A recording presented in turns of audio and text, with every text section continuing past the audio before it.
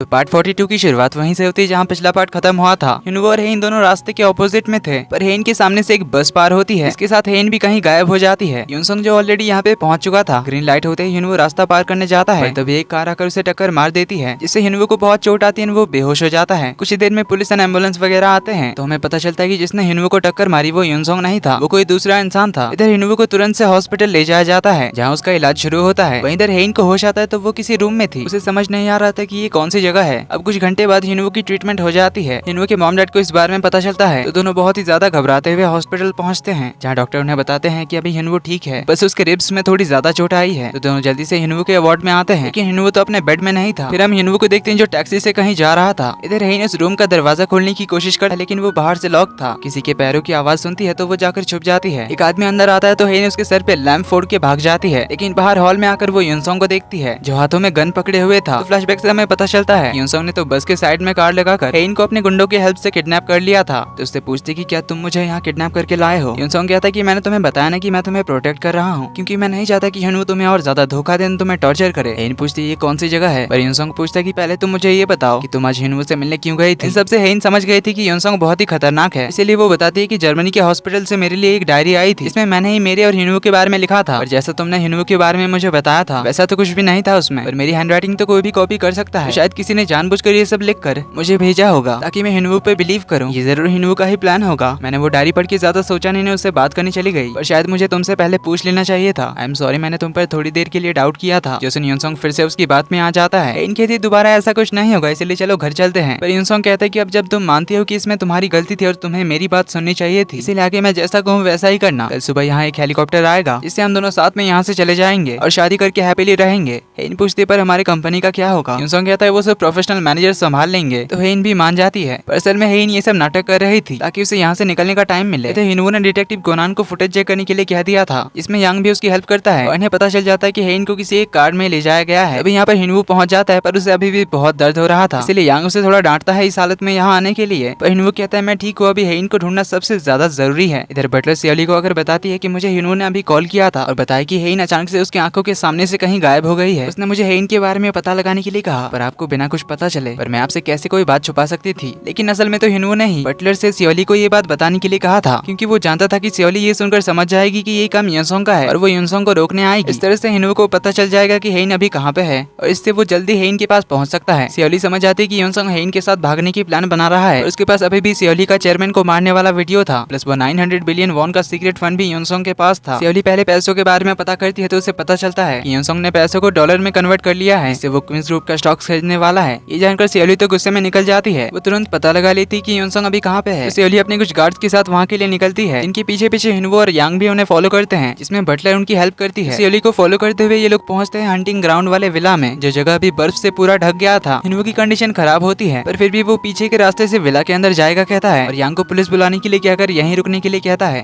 तो हिनवो जंगल के बीच में से होकर बर्फ में चलते हुए विला के पीछे की ओर पहुंच जाता है, लेकिन पिछले गेट पर युनसंग के 2 गार्ड्स खड़े थे और इस हाल में हिनवो उन्हें नहीं मार सकता। पर तभी हिनवो अपने सामने वो डॉग को देखता है जो कि इस विला के केयरटेकर का था। तो हिनवो उसके पास पहुंच जाता है और विला के अंदर जाने वाले एक तीसरे दरवाजे की चाबी उससे लेता है। इसके बारे में युनसंग को पता नहीं था, इसलिए उस तरफ कोई गार्ड्स नहीं थे। इधर युनसंग सियोली से यहाँ आने का रीजन पूछता है। सियोली उसे अपने पैसे और वो एक फाइल मांगती है जिसमें उसके चेयरमैन को मारने वाला फुटेज था। युनसंग कहता है कि आपको डर लग रहा है कि मैं आपका सीक्रेट दुनिया को बता दूंगा, पर आप तो जानती हो कि मैं सीक्रेट छुपाने में माहिर हूँ। इस तरह मैंने आपका 20 साल पहले वाला सीक्रेट छुपाया था। इससे फ्लैशबैक में हमें पता चलता है कि जिस दिन हेन की फैमिली बीच पर गई थी और हेन अपने बड़े भाई सुवान के साथ बोट में थी, तो उस बोट को सियोली ने ही खराब किया था, जिससे बोट गहराई की ओर चली गई थी, पलटी खा गई थी और सियोली को बोट बिगाड़ते हुए छोटे युनसंग ने देख लिया था, क्योंकि उस दिन वो भी अपनी मॉम से मिलने आया था। सियोली तो हेन और उसके भाइयों को बचपन में ही मार देना चाहती थी ताकि वो चेयरमैन को फंसाकर पूरा क्वींस ग्रुप हथिया सके। युनसंग कहता है कि मैं बचपन से आपका इंतजार करता रहा कि आप एक दिन आओगी और मुझे अपने साथ ले जाओगी, लेकिन आप कभी नहीं लौटी। सियोली कहती कि अगर हेन उस दिन मर गई होती तो आज मुझे ये सब झेलना नहीं पड़ता और तुम भी मेरे इतने सालों के प्लान को बर्बाद नहीं करते, इसलिए बताओ वो फाइल कहाँ है। युनसंग उसे गुस्से में बता देता है कि वो मेरे ड्रॉयर के टैब में है। सियोली पूछती है कि और मेरे पैसे कहाँ हैं। युनसंग कहता है कि आपने ही तो मुझे कहा था कि वो पैसे मैं अपने आप को प्रोटेक्ट करने के लिए यूज करूं, तो फिर आपको अभी वो पैसे क्यों चाहिए। तभी हम देखते हैं कि हेन तो उनकी सारी बातें छुपकर सुन रही थी, पर उसकी परछाई सियोली देख लेती है तो वो उस तरफ चेक करने जाती है, लेकिन तब तक हिनवो विला में पहुंच चुका था और उसने पूरे विला की इलेक्ट्रिसिटी ही उड़ा दी थी। अंधेरे का फायदा उठाकर हेन यहाँ से भागने लगती है, पर युनसंग पैरों की आवाज सुन लेता है, उसे फॉलो करने लगता है। तभी हिनवो भी एक दरवाजे से अंदर आ जाता है और हेन को लेकर पीछे के रास्ते से भागने लगता है, पर उन्हें जाते हुए युनसंग देख लेता है। गुस्से में वो अपनी शॉटगन गन उठाता है और अपनी जीप लेकर उन्हें ढूंढने निकल जाता है। इधर भागते हुए हिनवू को दर्द हो रहा था, इससे हिन समझ जाती है कि हिनवू को चोट लगी है। पर हिनवू कहता है कि मैं ठीक हूँ, तुम यहाँ से जल्दी से भाग जाओ, मैं थोड़ी देर में आ जाऊंगा। पर हिन ये सुनकर रोते हुए कहती कि तुमने मुझे क्या सोचा है, क्या मैं इतनी सेल्फिश हूँ कि तुम्हें इस हालत में छोड़ के यहाँ से चली जाऊँ? और वैसे भी अब मुझे सब कुछ पता चल गया है, तुम कौन हो, मेरे लिए तुम क्या हो। मुझे माफ करना तुम्हें बुरा ट्रीट करने के लिए और तुम्हें ना पहचाने के लिए। आई एम सॉरी, पर मैं तुमसे बाद में अच्छे से माफी मांग लूंगी, पर अभी तुम मेरे साथ चलो। ये बोलकर हेई ने उसका हाथ होल्ड करके बर्फ के बीच चलते हुए बाहर की ओर जाने लगती है। पर इधर यूनसंग भी अपनी जीप से बाहर जाने वाले रास्तों में उन्हें ढूंढ रहा था और एक जगह उन्हें देख लेता है तो वो स्पीड से उस ओर बढ़ने लगता है। पर तब तक यहाँ पे पुलिस की भी एंट्री हो चुकी थी। यांग सारे पुलिस वालों को पीछे वाले रास्ते से हिनवू को ढूंढने के लिए भेजता है। इधर यूनसंग हेइन और हिनवू के पास पहुंच जाता है और गन लेकर हेइन पे चिल्लाने लग जाता है कि तुम इसके साथ क्या कर रही हो, मेरे पास वापस आ जाओ तो मैं सब कुछ भूल जाऊंगा। हमने साथ जाने का डिसाइड किया था ना। हेइन उसे मना करते हुए कहती कि मैंने तुम्हें कभी पसंद नहीं किया, तुम्हारे आसपास रहना मुझे बिल्कुल भी अच्छा नहीं लगता था। जो सुनकर यूनसंग को झटका लगता है, पर अब वो पूरी तरह से पागल हो चुका था, इसीलिए वो उस पर चिल्लाने लग जाता है। हिनवू कहता है कि होश में आ जा और सरेंडर कर दे, अब सब खत्म हो चुका है। यूनसंग फिर भी हेइन से कहता है कि अभी देर नहीं हुई है, तुम अभी भी मेरे पास आ सकती हो। पर हेइन कहती मैं तुम्हारे साथ कभी नहीं जाऊंगी। जो बात यूनसंग के दिल में लग जाती है, तभी यहाँ पर पुलिस भी पहुंच जाती है। जो यूनसंग पे गन पॉइंट करके उसे अपनी गन फेंकने के लिए कहता है, पर यूनसंग हेइन की ओर गन पॉइंट करके कहता है कि भले ही मैं ना रहूं पर तुम्हें यहाँ छोड़कर नहीं जा सकता। इसलिए वो हेइन पे गोली चला देता है, लेकिन हिनवू उसके आगे आ जाता है। इससे हिनवू के कंधे पे गोली लग जाती है और पुलिस वाले यूनसंग पे गोलियों की बौछार कर देते हैं। इससे ऑन द स्पॉट यूनसंग की मौत हो जाती है और हिनवू को जल्दी से हॉस्पिटल ले जाया जाता है। आईसीयू में ले जाने से पहले हिनवू हेइन का हाथ होल्ड करता है, उसे कहता है कि कहीं मत जाना। हेइन कहती कहीं नहीं जाऊंगी, मैं तुम्हारा वेट कर रही हूँ। हिनवू को ले जाया जाता है। ये देखकर हेइन को एक मेमोरी आती है जहाँ जर्मनी में हेइन के ट्रीटमेंट से पहले हिनवू ने उसे यही सब कहा था जो अभी हेइन ने उसे कहा। जो सब याद करके हेइन बहुत ज्यादा रोती है। इधर सेवली पूरे विला की छानबीन कराती है जहाँ उसे यूनसंग के छुपाए पैसे मिल जाते हैं जिन्हें उसने डॉलर में कन्वर्ट कराया था, तो वो उन्हें अपनी गाड़ी में डाल के यहाँ से निकलने ही जा रही थी। तभी यहाँ पुलिस पहुंच जाती है, उससे पूछती कि क्या आप यूनसंग को जानती हो, कुछ घंटे पहले शूट आउट में उसकी मौत हो गई है। सेवली वहाँ जाती है, बेटे की मौत पे दुखी होती है, पर इतनी भी ज्यादा नहीं, अभी भी ये अपने पैसों के पीछे ही पड़ी हुई थी। इधर हेइन की मॉम अपने पुराने फोटो एल्बम्स देख रही थी। हेइन, सुचोल, सुवान, उन सबके बचपन के फोटोज, इसमें 20 साल पहले उस दिन बीच के फोटोज भी थे जिस दिन हेइन और सुवान के साथ वो इंसिडेंट हुआ था। तो उस बीच को देखकर, उस दिन के डेट को देखकर हेइन की मॉम को याद आता है जब उन्होंने हिनवू की मॉम के साथ हिनवू के बचपन का फोटो एल्बम देखा था। हिनवू बच्चों के मरीन कॉर्प्स टीम में था और हिनवू भी उस दिन उसी बीच में था और उस फोटो में भी सेम डेट था। हिनवू की मॉम ने इन्हें बताया था कि उस दिन हिनवू ने एक बच्ची को डूबने से बचाया था, जिससे हेइन की मॉम समझ जाती है कि उस दिन हेइन को हिनवू ने ही बचाया था। तभी यहाँ बॉम्ब आंटी भाग कर आती है, इन्हें हिनवू की गोली लगने वाली बात बताती है, तो ये लोग भी हॉस्पिटल के लिए निकलते हैं। हेइन जो ऑपरेशन रूम के बाहर बैठकर रो रही थी, हिनवू की मॉम डैड उसके पास आते हैं और उससे हिनवू के बारे में पूछते हैं, तो हेइन उन्हें बार बार सॉरी कहती है, बताती है कि हिनवू को मेरी वजह से गोली लगी। वो तो सॉरी कहते हुए बहुत ज्यादा रोने लग जाती है, तो हिनवू की मॉम उसे गले लगाकर कंसोल करती है, बताती है कि डोंट वरी, हिनवू को कुछ नहीं होगा। तभी यहाँ हेइन की फैमिली भी पहुंच जाती है। इधर हिनवू का ऑपरेशन चल रहा था